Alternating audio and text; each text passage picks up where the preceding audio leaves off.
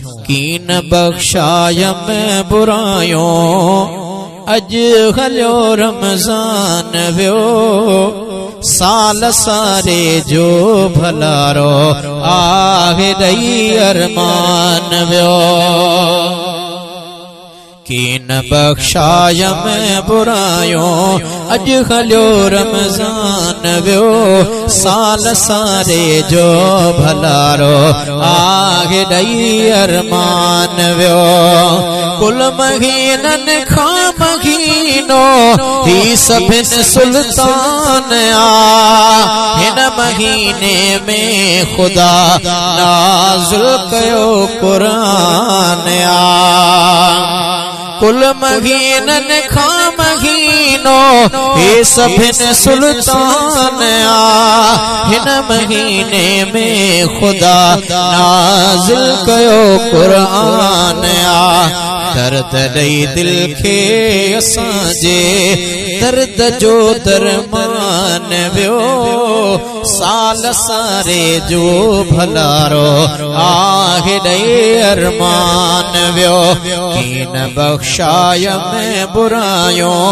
अज हलियो रमजान व्यो साल सारे जो भलारो आहे दई अरमान व्यो हिक नफिल एवज मिलियो थे रोज फर्जन जो सवाब बख्श क्या बारी ताला जब बंदा बेहिसाब हिक नफिल एवज मिलियो थे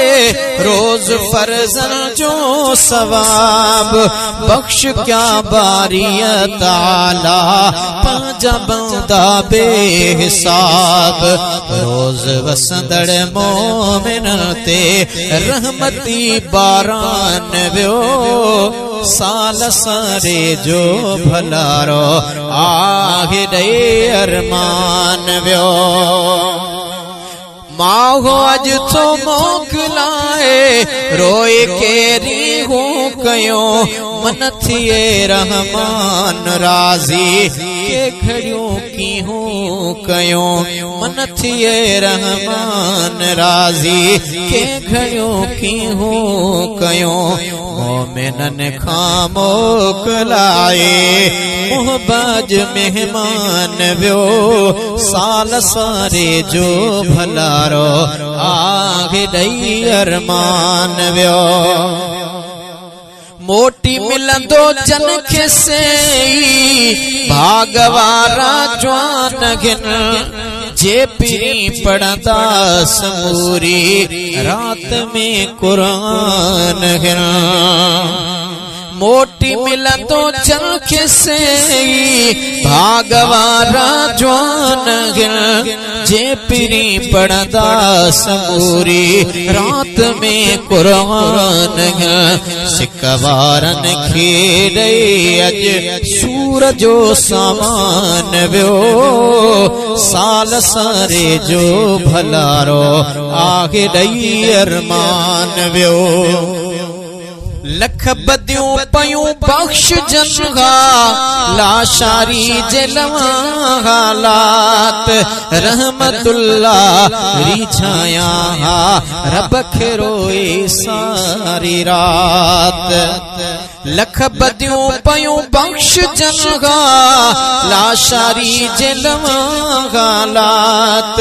रहमतुल्ला रिछाया रब खे रोई सारी रात अजवे आजिज़ कैदमा